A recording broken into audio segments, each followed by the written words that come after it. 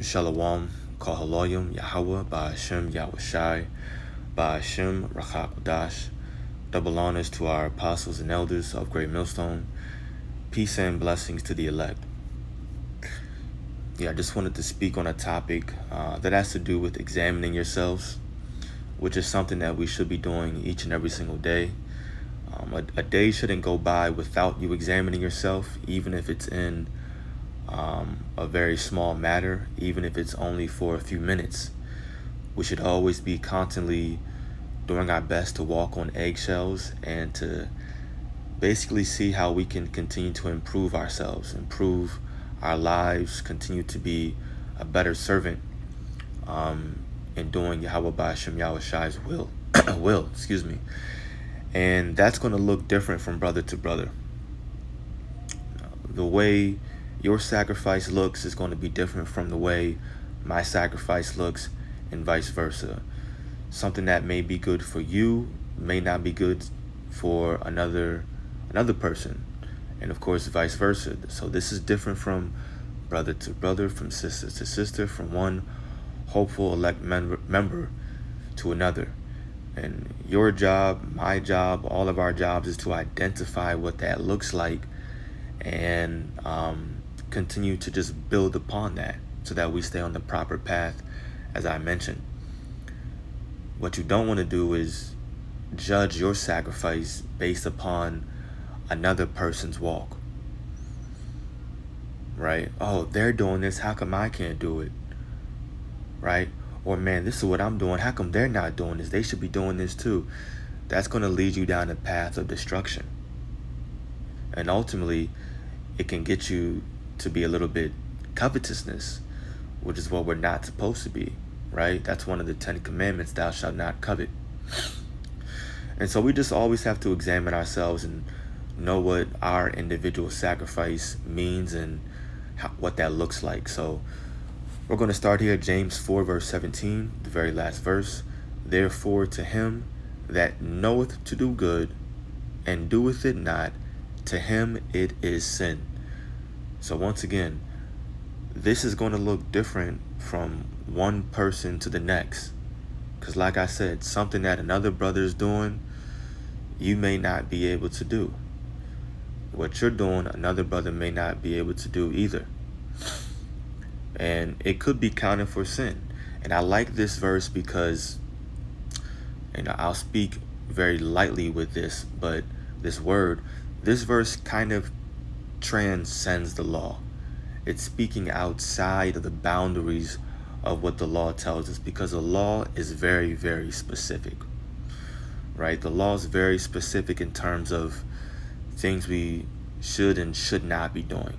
It's very specific in terms of judgments that are to be laid out for certain things that someone may do. But I'll give you an example, a very, very loose example, but some brother may perform or do something wrong. Matter of fact, I'll say two brothers may do something wrong, the same exact thing, but the judgment comes down a little bit harsher on one brother than the other. That may be because maybe that brother had plenty of opportunities where he's been doing this a while, and therefore it's a little bit more hard on him. The other brother may be a first-time offense, who knows? Or maybe the other brother, where it came down harsher, he's some years in, he should just know better. The other brother, and he may be a little bit newer, so the judgment is a little bit lighter. There's a little bit more mercy. Well, that's because you both are individual entities. You're your own person. You have different walks. You have different sacrifices. And so not everything is going to look the same. Your job is to identify what your own individual sacrifice looks like. All right, how many years have I been in this? What should I know? I know how to conduct myself in these situations, or I should, right? Based upon my tenure, based upon the wisdom that I know the Lord has bestowed upon me. I should be doing these things. I should be helping out more. Okay, that's your individual walk. So, as an example, judgments could come down a little bit more harsh on you. Just one example. So what happened right there in that scenario is that was counted for sin unto you, right? But maybe to the next, it's something to wink at. They're still learning. They're just coming in, right? Just one quick, easy example. I'm gonna grab this one as well. I know where it is. It's Philippians 2. Yeah. Philippians 2 verse 12. Wherefore, my beloved, as ye have always obeyed, not as in my presence only, but now much more in my absence, work out your own salvation with fear and trembling. And that's the point, the very last phrase. Work out your own salvation with fear and trembling, right? Another quick and easy example. You may be a brother where you just have to do that much more reading than another brother. And of course, we're supposed to be reading daily, all the time, right? But it may so happen to be where, for whatever reason, you've been some years in, you ain't got the prophecies down. You don't got the prophecies down like that. You're struggling with Ezekiel 38. You struggle with, I don't know, Revelation 18. That's an easy breakdown in terms of knowing who Babylon is, but going through and proving it, okay, maybe you're struggling with that. You got to study more than the next brother, right? That could be your walk. That could be your sacrifice. So now you get off work and you got to come home and you got to hit the books. Maybe another brother, they don't got to go as hard. They still read, but they don't got to go as hard into certain breakdowns. Well, that's your individual walk. You're not supposed to be like, well, man, I'm doing all this reading, I'm doing all this studying, he ain't doing that. No, that's not what you're supposed to be doing.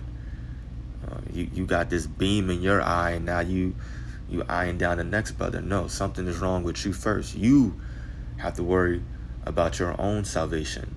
Work out your own salvation with fear and trembling. Another example, and you shouldn't know about this anyway, but maybe you have to fast more than another brother or another sister. And it might not even be, might not even be straight food and water. Maybe you have to fast from music.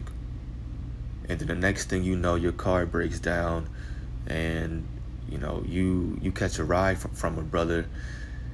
You're not supposed to be judging, man, he always playing this hip hop, man. Something wrong with this dude. I don't know about this brother. That's you, bro. That's you. You need to check yourself. You need to stop and fast from that music. Maybe that brother's fine. And maybe he don't really play that often. It happened to be that one day, and now you judging him. No. Work out your own salvation with fear and trembling. Maybe all that music, you're listening to it too much, and it puts thoughts and demons in your head. All right, so chill out. Fast from that crap for a week or two. Maybe get off social media.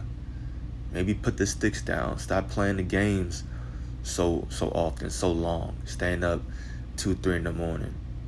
Who knows, right? And before I go, I'm to the next precept. I'll give one more example. You got bros that like to lift weights. Some bros get it in 4 or 5 days a week, I'm sure, right?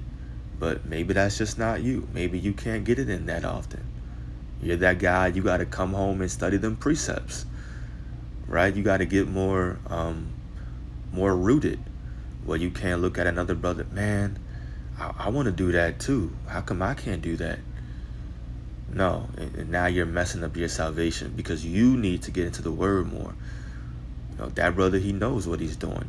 You can't judge, and maybe he doesn't, but it's still not on you. Work out your own salvation with fear and trembling. Know what you need to do. Once again, these are just easy, quick examples. Don't take them to heart. Obviously, the point in all of this is to think about your own individual walk and examine and see what you need to do, and to figure out what your individual sacrifice looks like, because it's different from brother to brother, from sister to sister. We'll be in 10 minutes. Let me grab one more. Try to at least get 3. 1 Corinthians 15. That's a good one. The last verse, verse 58. Therefore, my beloved brethren, be ye steadfast, unmovable, always abounding in the work of the Lord, for as much as ye know that your labor is not in vain. Your labor is not in vain. Meaning, your lot, your specific lot, everything that you are ordained to do, you going out there on the streets, you holding the signs, you speaking, you reading, you making these videos all throughout the week, you offering up a prayer for the elect, praying for yourself, fasting when you need to, reading when you need to, right? All that goes into you knowing your individual sacrifice and what you need to do in order to stay on the proper path that leads to salvation. All of that is your labor. Your labor or your sacrifice. It looks different from brother to brother. That's it.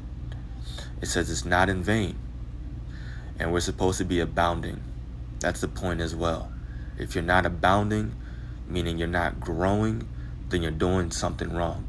And that's just a fact. You should be growing every single, I'm just going to say so often, because once again, that's still coming down to someone's sacrifice. You may grow at a faster or slower pace than the next individual. It doesn't mean anything is wrong with that. Nothing is wrong with it. That's just how it is.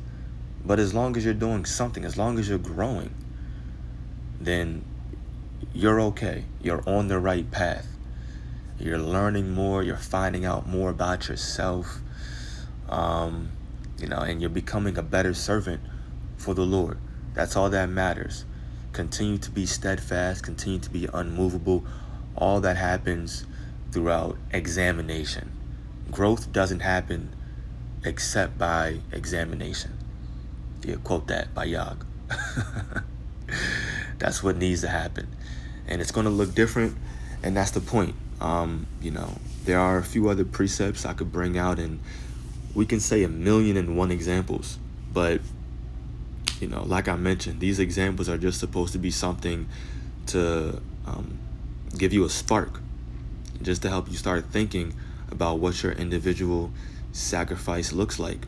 If you need to come home and make a daily habit, and we should all be on schedules. You shouldn't just be waking up and just having this random routine that you do. You don't know what you're doing each day.